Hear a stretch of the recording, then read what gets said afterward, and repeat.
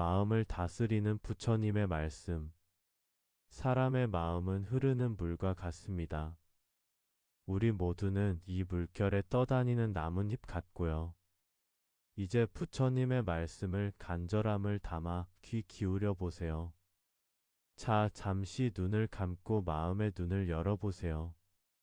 긴 세월을 살아가다 보면 누구나 설명할 수 없는 불편한 마음 하나쯤은 품고 살게 됩니다. 겉으로는 아무 문제가 없어 보이는데도 이유 없는 불안이 가슴을 짓누르고 사소한 일에도 근심이 파도처럼 밀려오는 날이 있지요. 나이가 들수록 이런 마음은 더 자주 찾아옵니다. 살아온 날만큼 많은 사람을 만나고 수많은 일을 겪으면서 그 과정에서 생긴 상처와 기억이 마음속에 작은 가시처럼 남아있기 때문입니다. 어떤 날은 아직 오지도 않은 일을 걱정하느라 밤을 새우고, 또 어떤 날은 이미 지나간 일을 후회하며 깊은 한숨을 내쉬게 됩니다. 그렇게 걱정과 불안은 우리의 삶 한가운데 예고도 없이 다가와 마음을 흔들어 놓습니다. 그러나 부처님께서는 이미 오래전 이런 번뇌와 불안을 어떻게 다스려야 하는지 분명한 길을 법문을 통해 밝혀주셨습니다. 오늘은 그 가르침을 하나하나 살펴보며 우리 마음을 평온하게 지켜내는 방법을 함께 나누고자 합니다. 부처님은 먼저 이렇게 말씀하셨습니다. 마음을 제어한 이는 두려움도 근심도 다스리느니라. 짧지만 무겁게 다가오는 이 말씀은 우리가 인생 어느 순간에도 결코 흘려들을 수 없는 큰 울림을 전합니다. 사람의 마음은 흐르는 강물과도 같아서 제 방향을 바로 잡아주지 않으면 이내 소용돌이에 휘말리고 맙니다. 불안과 번민은 바로 그 소용돌이이지요. 그러므로 부처님은 먼저 자신의 마음을 바라보고 그 마음을 다스리는 지혜를 배워야 한다고 가르치셨습니다. 그렇다면 마음을 다스린다는 것은 무엇일까요? 그것은 억지로 감정을 눌러버리는 일이 아닙니다. 오히려 번뇌가 어디서 비롯되는지 알아차리고 그 순간 마음의 주인이 되는 과정입니다. 예를 들어 사람과의 관계 속에서 오해나 상처를 받을 때를 떠올려 봅시다. 우리는 흔히 상대를 원망하거나 스스로를 자책하며 괴로워합니다. 그러나 부처님의 가르침은 달랐습니다. 그 순간 왜 내 마음이 흔들렸는지를 묻고 왜 상대의 말 한마디에 이렇게 크게 반응하는지를 성찰하는 것. 그것이 곧 마음을 다스리는 첫걸음이라 하셨습니다. 이러한 습관이 자리 잡으면 우리는 더 이상 외부의 말이나 행동에 쉽게 휘둘리지 않습니다. 누가 무슨 말을 하더라도 중심이 흔들리지 않고 내 마음을 스스로 지킬 수 있게 됩니다. 법경의 또 다른 말씀은 이렇습니다. 자기 자신을 이긴 자가 참된 승리자라. 세상을 다스리는 것보다 더 어려운 일이 바로 자기 마음을 다스리는 일이라는 뜻입니다. 아무리 큰 성취를 이루었어도 감정을 다스리지 못해 분노와 질투에 휘둘린다면 참된 행복은 결코 얻을 수 없습니다. 그렇기에 부처님은 스스로의 마음을 정복하는 일이야말로 인생의 가장 값진 승리라 강조하셨습니다. 살아가다 보면 예기치 못한 일들이 끊임없이 우리를 흔듭니다. 그때마다 우리는 종종 세상 탓, 남 탓을 하며 스스로를 더 괴롭히기도 하지요. 하지만 부처님의 말씀은 분명했습니다. 마음을 지키는 이는 언제나 평온하리라. 평온은 결코 외부에서 주어지는 것이 아닙니다. 오직 자신의 마음이 자리를 지킬 때, 그때 비로소 찾아오는 것입니다. 한 수행자의 이야기가 있습니다. 그는 늘 걱정과 불안에 시달리던 사람이었습니다. 사소한 일에도 쉽게 상처받고 마음이 요동치는 날이 많았습니다. 그러나 어느 날 부처님의 말씀을 듣고 단순한 실천을 시작했습니다. 매일 잠시 멈춰 자신의 마음을 바라보는 시간을 가진 것입니다. 감정이 크게 일날 때마다 한 발짝 물러서서 그 마음을 있는 그대로 들여다보았습니다. 시간이 흐르자 놀라운 변화가 찾아왔습니다. 이전처럼 불안이 쉽게 밀려오지 않았고 마음의 무게가 서서히 가벼워지기 시작했습니다. 그것은 마치 흙탕물이 가라앉아 맑아지는 것과도 같았습니다. 부처님께서는 이렇게 말씀하셨습니다. 마음을 닦는 것이 수행의 시작이자 끝이니라. 왜냐하면 모든 괴로움의 뿌리는 결국 마음에서 비롯되기 때문입니다. 마음이 맑으면 세상도 맑게 보이고 마음이 흐리면 세상도 어지럽게 보이는 법입니다. 그래서 부처님의 첫 번째 가르침은 무엇보다 소중한 삶의 지혜가 되는 것입니다. 그렇다면 우리는 어떻게 이 가르침을 일상에 실천할 수 있을까요? 그리 어렵지 않습니다.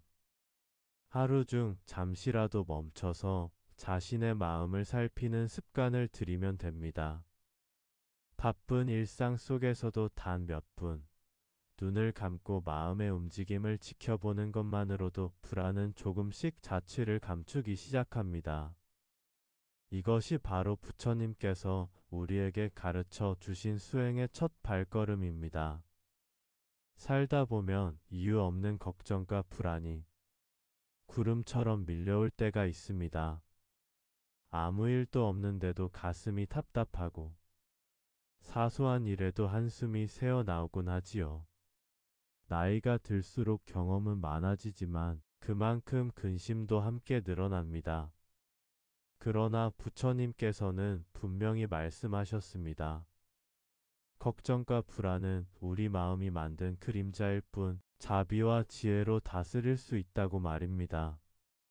세 번째 가르침은 자비의 길입니다. 부처님은 이렇게 말씀하셨습니다.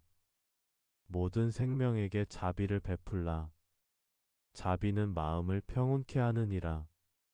자비는 단순히 남을 돕는 것이 아닙니다. 그 마음이 곧 나를 자유롭게 합니다. 타인을 돕겠다고 마음을 내는 순간 내 안의 불안과 두려움은 사라지기 시작합니다. 분노도 마찬가지입니다. 분노를 자비로 다스리면 마음의 병이 사라지느니라.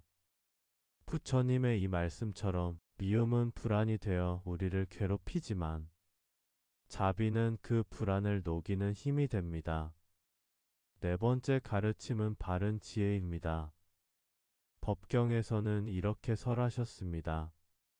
지혜로운 이는 근심을 멀리하느니라. 세상을 바라보는 눈이 맑아질 때 걱정은 저절로 힘을 잃습니다. 현명한 이는 불안에 휩쓸리지 않습니다. 왜냐하면 모든 것은 인연 따라 생겨나고 또 인연 따라 사라진다는 것을 알기 때문입니다. 작은 실패나 잠깐의 시련에도 지혜로운 마음은 흔들리지 않습니다. 그저 흐르는 강물처럼 흘려보내지요. 다섯 번째 가르침은 무소유의 길입니다. 부처님은 이렇게 말씀하셨습니다. 탐욕을 버린 자 근심이 사라지느니라. 우리가 걱정하는 대부분의 이유는 결국 가지려는 마음 때문입니다. 더 많은 재산, 더 높은 자리, 더 큰 명예를 원할수록 그만큼 근심도 따라옵니다. 진정한 평온은 무언가를 얻을 때가 아니라 집착을 내려놓을 때 찾아옵니다.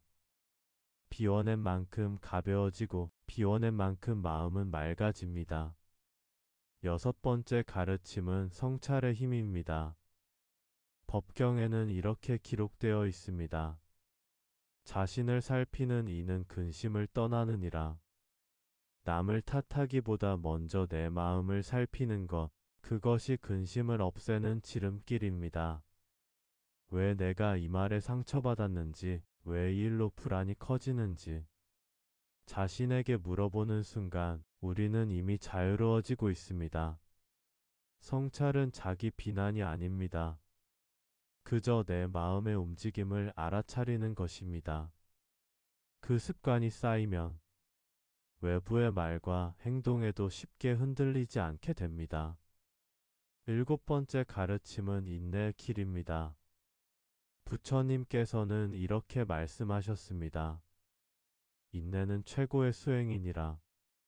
삶은 뜻대로 흘러가지 않습니다. 예기치 못한 고난이 찾아오기도 하고 견디기 힘든 시련이 이어지기도 합니다. 그러나 인내는 억지로 참는 것이 아닙니다. 마음의 중심을 지켜내는 평온의 힘입니다. 비바람이 몰아쳐도 큰 나무가 뿌리를 굳게 지키듯 인내하는 마음은 흔들리지 않습니다. 세 번째부터 일곱 번째까지의 가르침, 자비와 지혜, 무소유와 성찰, 그리고 인내. 이 다섯 가지 말씀은 결국 하나로 이어집니다. 우리의 불안과 근심은 결국 마음에서 비롯됩니다. 마음을 어떻게 다스리느냐에 따라 삶 전체의 빛깔이 달라지는 것입니다. 이제 우리는 부처님의 이 말씀을 삶 속에서 어떻게 실천해야 할까요? 부처님께서는 이렇게 말씀하셨습니다. 깨달은 이는 근심도 없고 기쁨도 없느니라. 이 말씀은 감정이 사라져 무감각한 상태를 뜻하는 것이 아닙니다. 오히려 근심에 얽매이지 않고 기쁨에도 집착하지 않는 자유로운 마음을 말합니다. 그 마음은 파도에 흔들리지 않는 깊은 바다처럼 어떤 일이 일어나도 평온을 잃지 않습니다. 많은 이들이 깨달음을 멀리 있는 특별한 경지로만 여깁니다. 하지만 부처님께서는 일상의 아주 작은 순간에서도 깨달음은 깃들 수 있다고 하셨습니다. 마음을 비우고 있는 그대로를 바라볼 때 이미 깨달음은 시작되는 것입니다. 한 젊은 수행자가 있었습니다. 그는 늘 근심에서 벗어나고 싶었고 또 기쁨만을 붙잡고 싶었습니다. 그러나 기쁨은 잠시뿐 곧 근심이 찾아와 마음을 흔들었습니다. 그는 부처님의 말씀을 떠올렸습니다. 깨달은 이는 근심도 없고 기쁨도 없느니라. 그 순간 그는 깨달았습니다. 근심을 없애려 애쓰지도 않고 기쁨을 붙잡으려 집착하지도 않을 때 비로소 마음은 자유로워진다는 것을. 그날 이후 그는 매일같이 숨을 고르며 묵묵히 앉아 있었습니다. 때로는 근심이 찾아와도 때로는 기쁨이 스쳐가도 그저 바라볼 뿐 쫓지도 붙잡지도 않았습니다. 그렇게 세월이 흐르자 그의 얼굴에는 평온한 미소가 머물렀습니다. 사람들은 말했습니다. 그는 어떤 상황에서도 흔들리지 않는 평화로운 사람이라고. 깨달음이란 특별한 능력이 아닙니다. 그저 있는 그대로 바라보고 붙잡지 않는 마음. 그것이 바로 모든 번뇌를 내려놓는 길이요. 근심과 걱정을 넘어서는 참된 자유입니다. 부처님께서는 말씀하셨습니다. 깨달은 이는 모든 번뇌를 놓느니라. 여러분, 우리 삶 속에서 어떻게 이 가르침을 실천할 수 있을까요? 첫째, 근심이 다가올 때 억지로 밀어내려 하지 말고 그저 바라보십시오. 둘째, 기쁨이 찾아올 때 그것에 집착하지 말고 감사히 머물다 흘려보내십시오. 셋째, 날마다 작은 순간 속에서 지금 이대로도 충분하다는 마음을 가지십시오. 그렇게 할 때 우리의 삶은 조금씩 자유로워집니다. 근심도 기쁨도 우리를 얽매지 못합니다. 그것이 바로 부처님께서 전하신 아홉 번째 가르침, 참된 깨달음의 길입니다. 이제 우리는 지금까지 가르침을 통해 부처님께서 말씀하신 근심과 걱정을 넘어서는 길을 살펴보았습니다. 그 길은 멀리 있는 것이 아니라 매일의 삶 속 작은 실천과 마음가짐에서 시작됩니다. 오늘 이 말씀을 마음에 새기며 우리 또한 근심과 걱정을 내려놓고 자유롭고 평온한 삶으로 한 걸음 더 나아가기를 바랍니다. 말은 단순히 소리를 내는 것이 아닙니다. 그것은 마음의 거울이며 동시에 마음을 다시 비추는 등불입니다. 우리가 어떤 말을 입 밖에 내느냐에 따라 그 말은 다시 우리의 마음을 물들이고 삶의 방향을 결정짓습니다. 부처님께서는 말씀하셨습니다. 선한 말은 꽃과 같아 마음을 기쁘게 하고 거친 말은 칼과 같아 마음을 상하게 하느니라. 이 말씀은 곧 우리가 어떤 말을 쓰느냐가 우리 마음의 평온과 근심을 가르는 갈림길이 된다는 뜻입니다. 말이 고요하면 마음이 고요해지고 말이 따뜻하면 마음이 따뜻해지며 말이 거칠면 마음 또한 불안에 잠식당합니다. 예전에 한 수행자가 있었습니다. 그는 늘 근심과 불안이 가득한 삶을 살았고 그 불안을 사람들과의 대화 속에 그대로 드러내곤 했습니다. 이거 잘못되면 어떡하지? 나는 늘 부족해. 아마 안 될 거야. 그의 입에서 나온 말들은 모두 근심의 그림자였습니다. 그러던 어느 날 그는 부처님의 법경 말씀을 접했습니다. 입은 마음의 문이니 문을 닫으면 마음이 지켜지고 문을 함부로 열면 마음이 흔들리느니라. 그는 그제야 깨달았습니다. 자신이 내뱉은 말들이 모두 자신의 불안을 키워온 씨앗이었다는 것을. 그날 이후 그는 말을 바꾸기 시작했습니다. 괜찮아, 할 수 있어, 잘 될 거야. 그는 매일 의식적으로 선한 말을 자신의 마음에 심었습니다. 처음에는 어색했지만 시간이 지날수록 그의 마음은 가벼워지고 근심은 점점 설 자리를 잃어갔습니다. 부처님께서는 또 이렇게 말씀하셨습니다. 말은 씨앗과 같으니 그 씨앗이 꽃을 피우리라.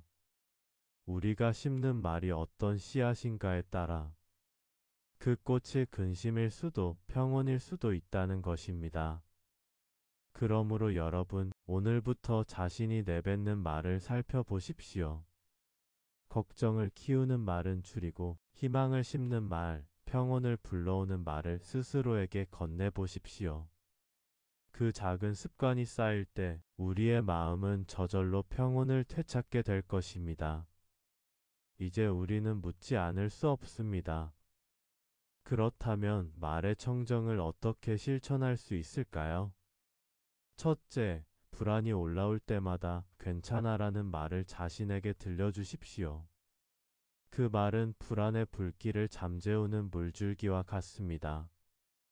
둘째, 타인에게는 상처를 주는 말 대신 위로의 말을 건네십시오. 그 순간 나의 마음도 함께 치유됩니다. 셋째, 불필요한 말은 줄이고 침묵 속에서 마음을 지켜보십시오. 침묵 또한 말의 한 형태이며 때로는 가장 지혜로운 말이 됩니다. 이것이 바로 부처님께서 전하신 두 번째 가르침, 말의 청정으로 평온을 지키는 길입니다. 다음은 세 번째 가르침, 자비의 실천을 통해 마음의 병을 치유하는 말씀을 함께 나누겠습니다. 자비란 단순히 다른 사람을 불쌍히 여기는 감정이 아닙니다. 그것은 내 마음속의 분노와 원망을 녹여내고 상대의 고통을 함께 짊어지려는 깊은 마음의 움직임입니다. 부처님께서는 말씀하셨습니다. 자비는 두 날개와 같아 그 내가 스스로를 살리고 남을 살리게 하느니라. 이 말씀이 의미하는 바는 분명합니다. 자비는 나를 위하는 동시에 남을 위한 길이라는 것입니다. 내가 자비를 실천할 때 그 자비는 곧 내 마음의 상처를 치유하는 약이 됩니다. 한 번은 이런 일이 있었습니다. 어느 마을에 늘 불평과 분노로 살아가던 한 노인이 있었습니다. 그는 늘 왜 세상은 이리도 불공평한가? 왜 나만 이렇게 힘든가 하며 원망으로 하루하루를 보냈습니다. 그의 얼굴에는 항상 어두운 그림자가 드리워져 있었습니다. 그런데 어느 날 마을의 스님이 그에게 이렇게 권했습니다. 오늘 하루만이라도 자신을 잊고 주변의 누군가를 위해 작은 선행을 해보십시오. 그것이 곧 자비의 씨앗이 될 것입니다. 노인은 마지못해 길에 쓰러진 강아지를 일으켜 주었고 허기진 아이에게 떡 한 조각을 건넸습니다. 그 순간 그의 마음속에서 이상한 변화가 일어났습니다. 작은 선행이었지만 오랫동안 꽉 막혀 있던 그의 가슴이 조금씩 풀려나기 시작한 것입니다. 부처님께서는 또 이렇게 말씀하셨습니다. 타인의 고통을 덜어주려는 마음이 곧 그대의 고통을 덜어내리라. 우리가 자비를 베풀 때 사실은 우리 스스로가 치유되는 것입니다. 남의 상처를 어루만지는 순간 내 마음의 거친 모서리도 함께 다듬어집니다. 그러므로 여러분, 근심을 줄이고 평온을 얻고 싶다면 자비를 실천하십시오. 가족에게 따뜻한 말을 건네고 낯선 이에게 미소를 나누고 작은 친절을 베푸는 그 순간이 곧 내 마음의 상처를 치유합니다. 자비는 거창한 것이 아닙니다. 매일 한 번의 친절, 한 번의 따뜻한 말, 그것이 바로 자비의 씨앗이며 그 씨앗은 반드시 평온이라는 열매로 자라나게 됩니다. 이것이 바로 세 번째 가르침, 자비의 실천으로 마음을 치유하는 길입니다. 부처님께서는 우리가 삶을 살아가며 가장 먼저 지켜야 할 것이 말의 청정이라 하셨습니다. 그것은 결국 마음을 청정하게 하는 방법과도 직결됩니다. 사람은 입을 통해 자신을 속이고 남을 속이려 하지만 부처님은 입을 통해 마음을 맑게 하고 자신을 정화하라고 가르치셨습니다. 우리가 하는 말은 단순히 외부로 흘러가는 소리가 아니라 내 마음 깊은 곳에 다시 돌아와 씨앗이 됩니다. 그 씨앗은 시간이 지나 커다란 나무가 되어 결국 나의 성격과 삶의 방향을 만들어냅니다. 그래서 말을 조심한다는 것은 자신의 마음을 조심한다는 뜻과 다르지 않습니다. 법경의 마지막의 말씀도 깊이 새겨야 합니다. 조심스런 말은 많은 복을 불러오느니라. 복은 어디서 오는가? 결코 우연히 오는 것이 아닙니다.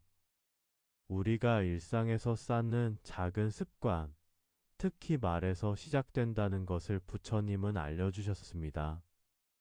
조심스러운 말은 주변과 나 자신을 평온하게 하고 그 평온이 바로 복으로 이어진다는 가르침입니다. 근심과 걱정이 많을수록 우리는 말을 함부로 하지 않도록 조심해야 합니다. 이제 우리는 부처님의 두 번째 말씀을 어떻게 실천해야 할까요? 첫째, 스스로에게 긍정적인 말을 건네는 습관을 들이십시오. 둘째, 걱정이 올라올 때마다 그것을 말로 옮기지 말고 한 번 더 생각해 보십시오. 셋째, 남에게도 염려나 두려움을 심어주는 말은 삼가십시오. 그렇게 하면 마음은 점차 가벼워지고 불안은 사라지게 됩니다. 이것이 부처님의 가르침을 생활 속에서 실천하는 길입니다. 다음은 부처님께서 강조하신 세 번째 가르침 근심의 뿌리를 꺾는 참된 자비의 길에 대해 이야기하겠습니다. 어느 날 문득 찾아오는 걱정과 불안은 마치 예고 없는 먹구름처럼 우리의 삶을 어둡게 만들곤 합니다. 아무 일도 일어나지 않았는데도 마음이 편치 않고 사소한 일에도 괜의 두려움이 밀려와 한참을 마음이며 지내는 날들이 있습니다. 나이가 들고 세상을 더 알게 될수록 이런 마음은 오히려 더 자주 찾아옵니다. 사람은 경험이 많아질수록 더 많은 경우의 수를 떠올리고 그만큼 더 많은 걱정을 품게 되기 때문입니다. 그러나 부처님께서는 이러한 우리의 심정을 잘 아시고 걱정과 불안에서 벗어나는 길을 분명히 법경에서 가르쳐 주셨습니다. 오늘은 그 세 번째 가르침으로 자비의 실천을 통해 마음의 평온을 지키는 말씀을 나누고자 합니다. 법구경에서 부처님께서는 이렇게 말씀하셨습니다. 모든 생명에게 자비를 베풀라. 자비는 마음을 평온케 하느니라. 이 말씀은 단순히 타인을 돕거나 선한 행동을 하라는 권고를 넘어서 자비 자체가 우리 마음의 평안으로 이어지는 길이라는 것을 가르쳐 줍니다. 사람이 근심과 걱정에 빠지는 가장 큰 이유 중 하나는 세상과 자신을 분리하여 바라보는 데 있습니다. 세상은 나와 다르다고 생각하고 타인은 내게 위협이 될 수도 있다고 여기며 살아가는 것. 이것이 불안의 시작이 됩니다. 그러나 자비는 그 경계를 허무는 힘을 가졌습니다. 나와 타인을 하나로 여기고 세상 모든 존재를 동등하게 바라보는 마음이 생길 때 우리는 더 이상 두려워할 것이 없어집니다. 예를 들어 길을 가다 낯선 사람이 곤란한 상황에 처해 있는 것을 보았을 때 우리는 흔히 마음속으로 여러 생각을 합니다. 나와 상관없는 일이야. 괜히 나섰다가 피해를 입으면 어떡하지라는 걱정이 앞섭니다. 그러나 그 순간 잠시 멈추어 자비의 마음으로 바라보는 것입니다. 상대를 돕겠다는 마음을 품는 그 순간 놀랍게도 마음속의 걱정과 불안은 사라지게 됩니다. 왜일까요? 마음이 타인을 향하는 순간 자신의 두려움과 집착에서 벗어나기 때문입니다. 부처님께서는 바로 이 점을 강조하셨습니다. 자비는 단순히 남을 위한 것이 아니라 바로 자신을 위한 길이라는 사실입니다. 법경의 또 다른 말씀도 깊이 새길 필요가 있습니다. 분노를 자비로 다스리면 마음의 병이 사라지느니라. 이 가르침은 인간의 근심과 걱정이 결국 분노에서 비롯되는 경우가 많다는 사실을 알려줍니다. 분노는 단순히 화내는 감정만을 말하는 것이 아닙니다. 세상에 대한 불만, 사람들에 대한 섭섭함, 자신에 대한 미움까지 모두가 분노의 일종입니다. 이 분노가 마음속에 자리 잡으면 끊임없이 근심과 걱정으로 바뀌어 우리를 괴롭히게 됩니다. 부처님께서는 자비를 통해 이 분노를 녹일 때 마음의 병도 함께 치유된다고 하셨습니다. 그러니 자비는 단순한 미덕이 아니라 삶의 근심을 걷어내는 실질적인 힘인 것입니다. 예전에 한 수행자가 있었습니다. 그는 늘 사람들과의 관계에서 상처를 받고 그로 인해 늘 걱정과 불안에 사로잡혀 있었습니다. 그러나 어느 날 법경에서 자비의 말씀을 접하고 매일 자신에게 다짐하기 시작했습니다. 나는 모든 존재에게 자비를 베풀겠다. 처음에는 어색하고 형식적인 다짐처럼 느껴졌지만 시간이 지날수록 그의 마음은 조금씩 부드러워지고 넉넉해졌습니다. 남을 탓하고 미워하던 마음이 점차 사라지면서 불안도 함께 줄어들었습니다. 그는 그제야 깨달았습니다. 자비는 결코 남을 위한 것이 아니라 자신의 삶을 평온하게 만드는 수행이라는 것을 말입니다. 부처님께서는 마지막으로 이렇게 말씀하셨습니다. 자비로운 이는 언제나 두려움이 없느니라. 이 말씀은 자비의 마음이야말로 두려움과 근심을 이기는 가장 확실한 방편임을 알려줍니다. 사람은 스스로를 지키려는 마음이 강하면 강할수록 두려움도 커지게 됩니다. 그러나 자비를 베풀며 살아가는 사람은 스스로의 마음이 넓어지고 그 넓어진 마음에는 두려움이 자리할 틈이 없게 됩니다. 그러므로 우리는 일상 속에서 자비의 마음을 키워야 합니다. 다섯 번째 가르침은 무소유의 지혜입니다. 사람의 근심과 불안 가운데 가장 큰 몫을 차지하는 것은 바로 소유에 대한 집착입니다. 집, 재물, 지위, 관계, 심지어 작은 물건 하나에 이르기까지 우리는 끊임없이 붙들고 놓지 않으려 합니다. 부처님께서는 이렇게 말씀하셨습니다. 많이 가진 자가 아니라 집착을 놓은 자가 진정 부유하니라. 우리가 소유하려는 마음은 처음에는 작은 안락을 주는 듯하지만 곧 더 큰 불안을 불러옵니다. 가진 것을 지키려는 두려움, 잃을까 하는 불안, 더 가지려는 욕심이 마음을 잠식하는 것입니다. 결국 소유가 우리를 지켜주는 것이 아니라 소유가 우리를 가두는 족쇄가 되어버립니다. 옛날 한 제가자가 있었습니다. 그는 많은 재산을 모으고 사람들의 부러움을 샀지만 밤마다 불안에 시달렸습니다. 혹여 도둑이 들까? 혹여 재산이 줄어들까? 혹여 사람들의 신뢰를 잃을까 하는 근심이 그를 괴롭혔습니다. 어느 날 그는 부처님께 나아가 물었습니다. 세존이시여, 저는 모든 것을 가졌는데도 마음은 늘 가난하고 두렵습니다. 왜 그렇습니까?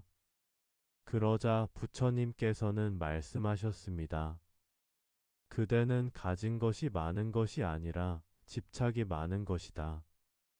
집착을 놓을 때 그대는 진정 부자가 되리라. 그는 그제야 깨달았습니다.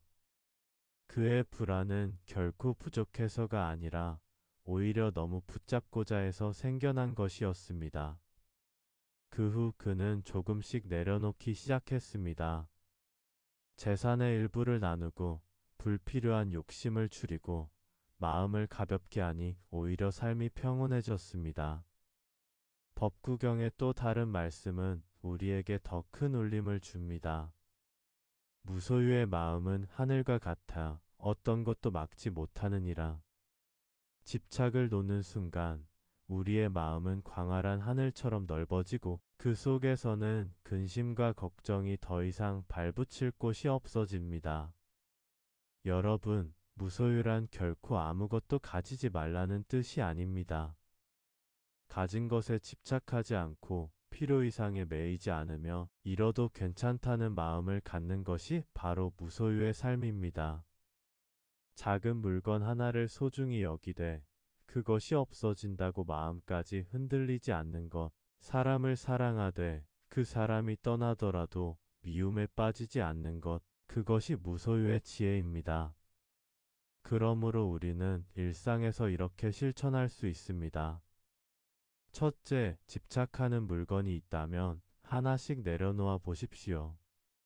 둘째, 꼭 필요하지 않은 욕심을 줄여 보십시오.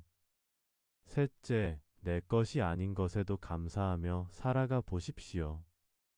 이것이 바로 다섯 번째 가르침 무소유의 지혜입니다. 집착을 놓을 때 우리는 비로소 근심에서 벗어나고 진정한 자유와 평온을 얻게 됩니다. 다섯 번째 가르침 마음의 평온을 지키는 무소유의 길. 삶을 살아가다 보면 우리가 가진 것들 때문에 오히려 마음이 무거워지는 순간이 있습니다. 재산이 많아 근심이 늘어나고 높은 지위 때문에 두려움이 커지고 사랑하는 인연 때문에 마음이 흔들리기도 하지요. 그러나 부처님께서는 이미 이 삶의 속성을 간파하시고 법구경에서 이렇게 말씀하셨습니다. 무소유를 즐기는 이는 평온하느니라. 무소유란 단지 아무것도 가지지 않는 가난이 아닙니다. 필요 이상의 것을 탐하지 않고 이미 가진 것에 집착하지 않으며 모든 것을 잠시 머무는 인연으로 받아들이는 지혜로운 태도. 그것이 바로 무소유의 삶입니다. 탐욕을 버리면 두려움도 사라집니다. 탐욕은 채워도 채워지지 않는 그릇과 같아 우리의 근심을 끝없이 키우지요. 그러나 내려놓는 순간 마음은 오히려 가벼워지고 자유로워집니다. 어떤 이는 재산을 나누고 집착을 버리는 수행을 시작하며 그제야 불안이 사라졌다고 고백했습니다. 이것이 바로 무소유의 지혜입니다. 집착을 놓는 이는 어디서나 자유로우니라. 법구경의 이 말씀처럼 집착은 우리를 촉새처럼 묶고 그것을 잃을까 두려움 속에 살게 합니다. 그러나 노는 순간 마음은 가볍고 자유로워집니다. 부처님의 5번째 가르침을 어떻게 삶 속에서 실천할 수 있을까요? 첫째, 물질에 대한 집착을 내려놓는 연습. 둘째, 사람과 인연에 대한 지나친 기대를 내려놓는 연습. 셋째, 내 안의 탐욕을 관찰하고 비워내는 습관. 이렇게 조금씩 실천할 때 근심은 점차 사라지고 마음에는 평온이 깃들게 됩니다. 6번째 가르침, 자신의 삶을 돌아보는 성찰의 길. 나이가 들수록 경험은 쌓이지만 불안과 후회는 오히려 더 깊어질 때가 있습니다. 지나간 일들이 떠올라 한숨 쉬는 순간도 많지요. 부처님께서는 말씀하셨습니다. 스스로를 밝히는 이는 그늘이 없느니라. 자신의 삶을 진실하게 들여다볼 때 걱정의 그늘도 사라집니다. 문제를 남 탓으로 돌리는 대신 내 마음을 살피는 것. 그것이 근심을 끊는 첫걸음입니다. 어느 수행자는 매일 하루를 마치며 자신의 말과 행동을 되돌아보았습니다. 그 단순한 성찰의 습관 속에서 놀랍게도 근심이 힘을 잃고 평온이 찾아왔다고 합니다. 스스로를 아는 이는 스스로를 건지느니라. 부처님은 이렇게 말씀하셨습니다. 세상을 바꾸려 하기보다 내 마음을 아는 것이 근심에서 벗어나는 길. 내 욕망을 알고, 내 두려움을 알고, 내 습관을 아는 것. 그것이 바로 성찰의 지혜입니다. 실천의 길은 단순합니다. 하루에 몇 분이라도 자신의 마음을 돌아보기. 오늘 하루를 마치며 내 마음이 어떤 상태였는지 살펴보기. 문제가 생기면 먼저 내 마음을 들여다보기. 이렇게 하면 근심은 힘을 잃고 마음은 평온을 되찾습니다. 7번째 가르침, 변하지 않는 평온을 지키는 인내의 길. 삶이 뜻대로 되지 않을 때, 사람 사이의 관계가 상처를 남길 때, 몸과 마음이 지칠 때, 우리를 지탱해주는 힘은 바로 인내입니다. 그러나 억지로 참는 인내는 상처를 남기고 더 큰 근심을 낳습니다. 부처님께서는 말씀하셨습니다. 참는 이는 참으로 강한 자요. 인내하는 이는 근심이 없느니라. 진정한 인내는 억지로 누르는 힘이 아니라 마음의 중심을 잃지 않는 지혜의 힘. 외부를 바꾸려 하지 않고 내 마음을 다스리는 것에서 비롯됩니다. 여기서부터 우리는 부처님의 인내의 가르침 속으로 들어가게 됩니다. 깨달음은 거창한 신비가 아니라 우리 마음이 더 이상 근심에 흔들리지 않는 상태, 평온과 자유의 자리입니다. 부처님께서는 이렇게 말씀하셨습니다. 깨달은 이는 두려움이 없느니라. 두려움은 아직 집착이 남아있다는 신호입니다. 가져야 한다, 잃지 말아야 한다는 집착이 있을 때 우리는 근심과 걱정에 휘둘립니다. 그러나 깨달음은 그 모든 것을 놓아버린 자리에서 피어납니다. 얻고 잃는 것, 성공과 실패, 기쁨과 슬픔조차 흘러가는 인연으로 받아들일 때 우리 마음은 비로소 자유로워집니다. 한 노스님께서는 평생을 수행하며 이렇게 말씀하셨습니다. 나는 무엇을 얻은 것이 아니라 다만 불필요한 짐을 내려놓았을 뿐이다. 그 말 속에는 부처님 가르침의 정수가 담겨 있습니다. 깨달음이란 새로운 무언가를 얻는 것이 아니라 이미 우리 안에 있는 평온을 가리는 번뇌를 조용히 내려놓는 일이라는 뜻입니다. 그러니 여러분, 깨달음은 먼 곳에 있지 않습니다. 지금 이 순간 내 마음을 고요히 바라보고 근심과 걱정을 붙잡지 않을 때 깨달음의 문은 이미 열려 있습니다. 이제 우리는 부처님의 9번째 가르침을 삶 속에서 어떻게 실천할 수 있을까요? 첫째, 근심과 걱정을 억지로 없애려 하지 말고 그것을 있는 그대로 바라보는 연습. 둘째, 집착을 조금씩 내려놓으며 얻고 잃음을 자연스러운 인연으로 받아들이는 연습. 셋째, 순간순간 깨어 있어 마음의 평온을 지키는 습관을 들이십시오. 그렇게 하루하루를 살아갈 때 근심과 걱정은 힘을 잃고 우리 안의 깨달음은 서서히 빛을 드러내게 됩니다. 이것이 바로 부처님께서 전하신 마지막 9번째 가르침, 삶의 모든 불안을 넘어서는 참된 평온과 자유의 길입니다. 오늘도 나는 모든 존재에게 자비를 베풀 것이다. 나는 상대의 고통을 나의 것으로 여기고 이해와 연민으로 바라보겠다. 그는 처음에는 마음속으로만 이 말을 되뇌었지만 점차 행동으로 실천하기 시작했습니다. 길에서 누군가를 도왔고 작은 친절을 나누었으며 화가 치밀 때조차 상대를 이해하려 노력했습니다. 시간이 흐르자 놀라운 변화가 일어났습니다. 그의 마음속 근심과 걱정은 예전처럼 그를 지배하지 않았고 대신 마음 깊은 곳에 평온과 안정이 자리 잡았습니다. 그는 깨달았습니다. 자비는 외부에서 오는 것이 아니라 내 마음을 비우고 타인을 향하는 순간 스스로에게 찾아오는 것임을. 마음이 타인을 향할 때 자신에게서 비롯된 불안과 집착이 자연스레 녹아 사라지는 것입니다. 부처님께서는 또한 이렇게 말씀하셨습니다. 자비로운 마음은 스스로를 지키며 모든 번뇌를 멀리하게 하느니라.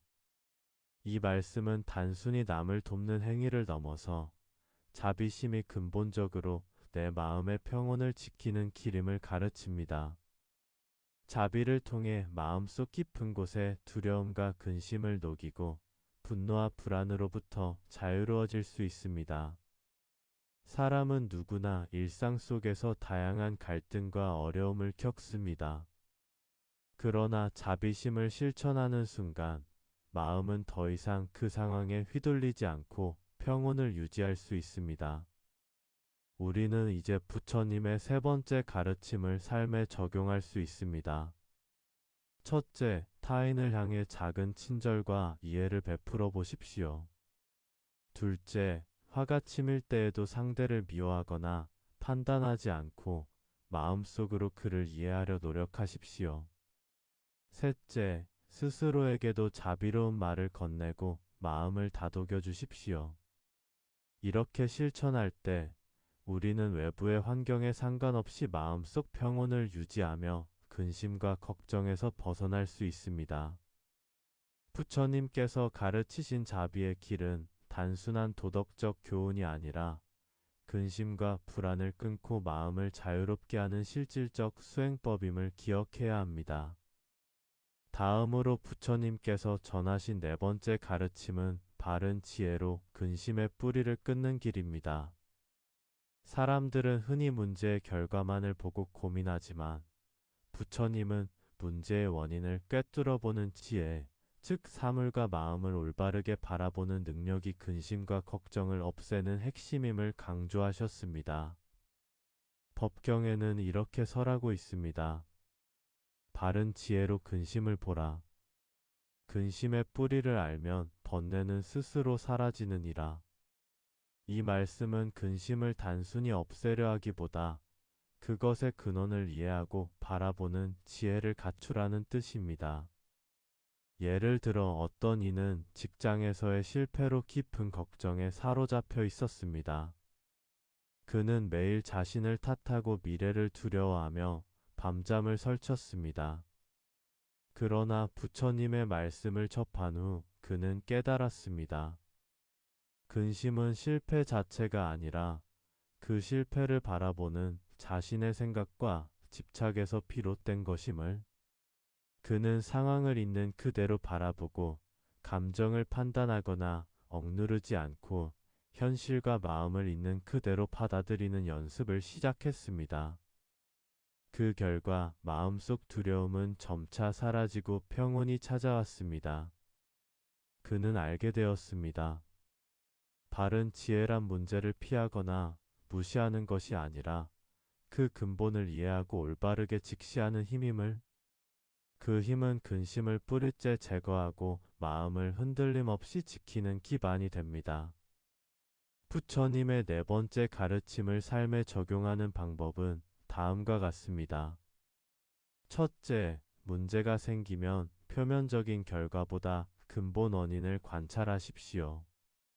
둘째, 상황과 자신의 감정을 있는 그대로 바라보고 판단과 집착을 내려놓으십시오. 셋째, 깨달은 지혜로 마음속 혼란을 정리하고 근심이 다시 자리 잡지 않도록 유지하십시오. 이렇게 할 때 우리는 근심과 걱정에 흔들리지 않고 평온한 마음으로 삶을 이어갈 수 있습니다. 부처님의 가르침은 단순한 교훈이 아니라 삶 속에서 마음의 평화를 실천하는 구체적인 기림을 명심해야 합니다. 부처님께서는 여섯 번째 가르침에서 자신의 마음을 돌아보는 성찰의 중요성을 설파하셨습니다. 이제 일곱 번째 가르침은 바로 마음을 조율하고 삶과 조화를 이루는 수행에 관한 말씀입니다. 삶은 늘 변하고 환경은 예측할 수 없으며 사람들과의 관계 또한 끊임없이 변화합니다. 이런 변화 속에서 마음이 흔들리지 않고 중심을 잡는 것이야말로 참된 평온과 행복으로 가는 길입니다. 법구경에서는 이렇게 설해집니다. 마음을 지키는 이는 모든 일에 흔들리지 않느니라. 이 말씀은 삶의 조건과 외부 환경이 어떻든 간에 내 마음이 중심을 잡으면 외부의 혼란에도 흔들리지 않는다는 뜻입니다.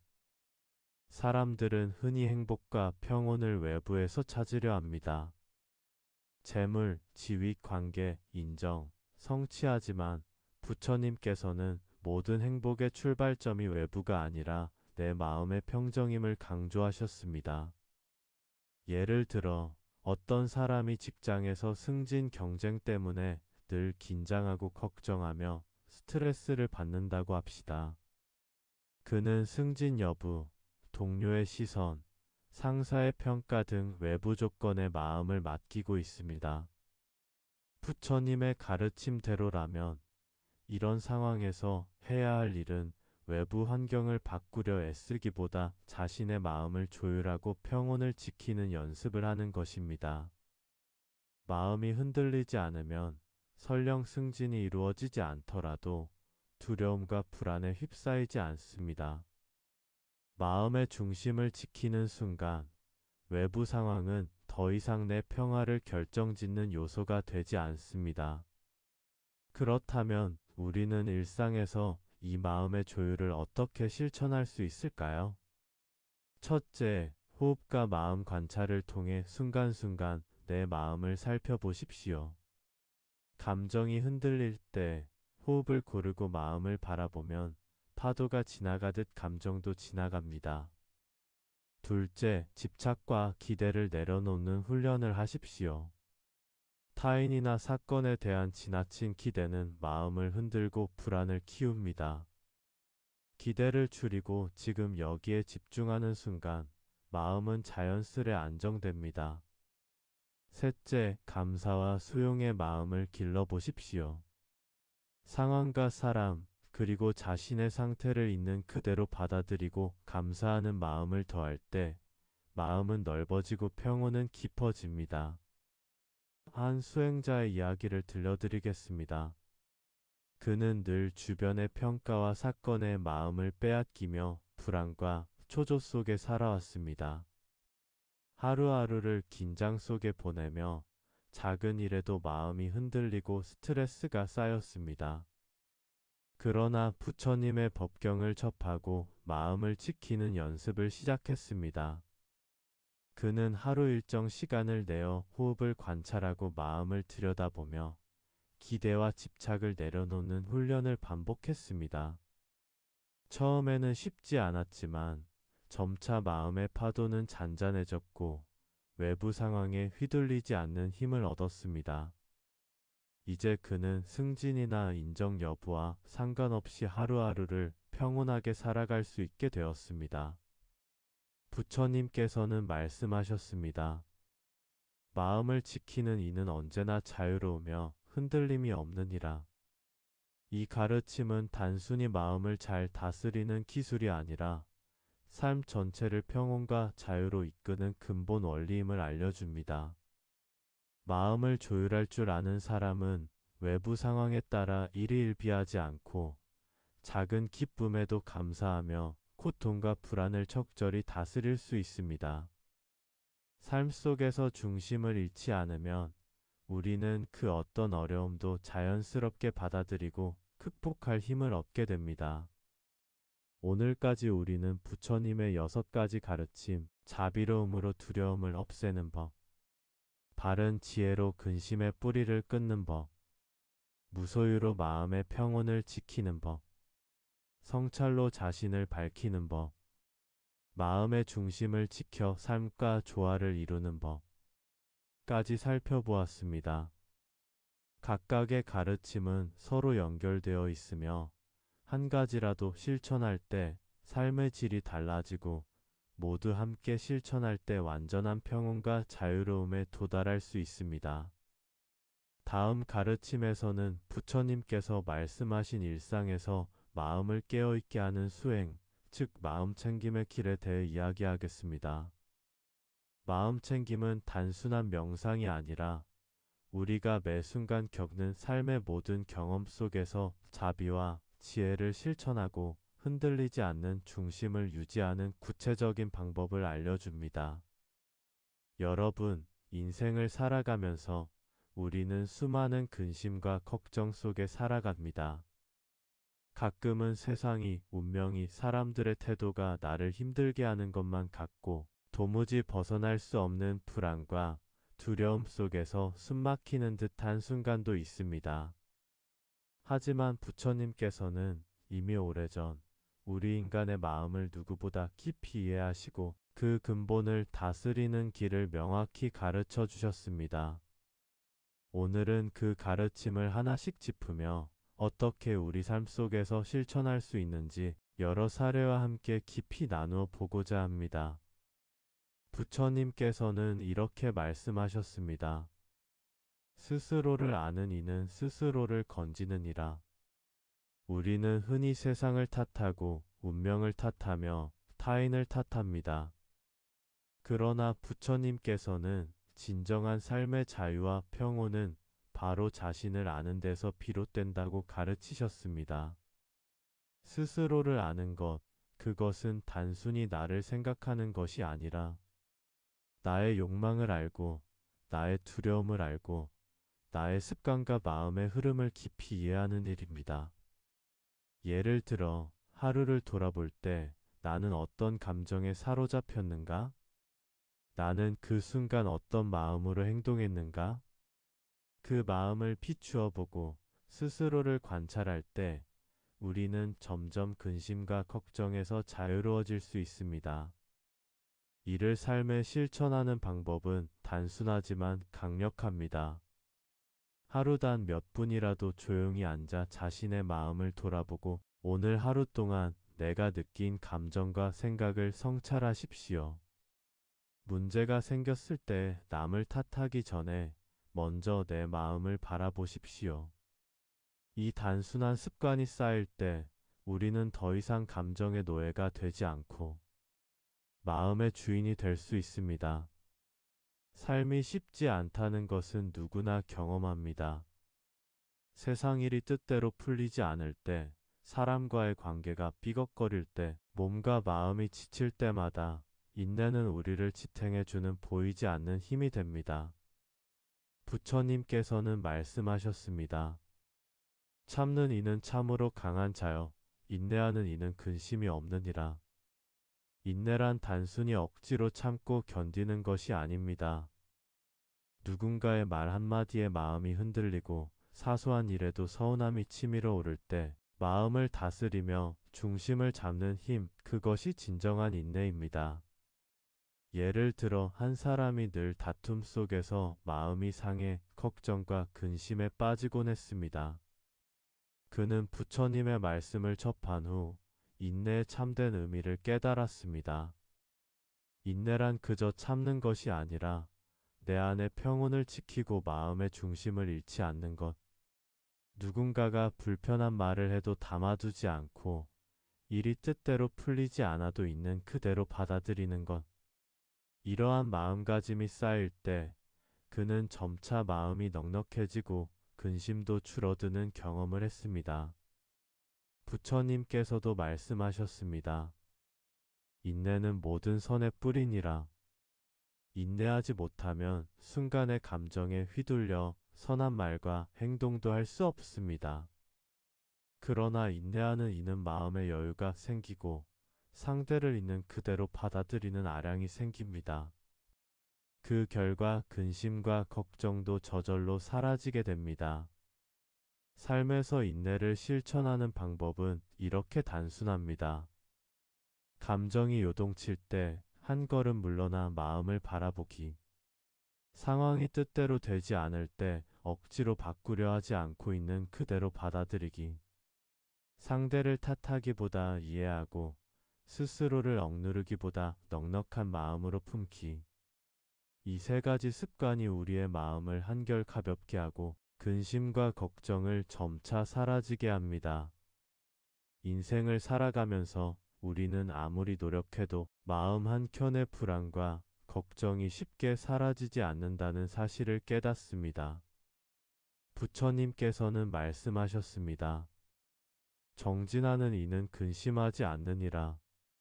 정진은 단순히 부지런히 사는 것이 아니라 마음을 바르게 닫고 바른 길을 향해 힘쓰는 것입니다. 매일 같은 일을 반복하며 사람들과 관계를 맺고 살아가더라도 마음을 살피지 않고 외적인 일에만 매달린다면 불안은 사라지지 않습니다. 한 수행자의 이야기입니다.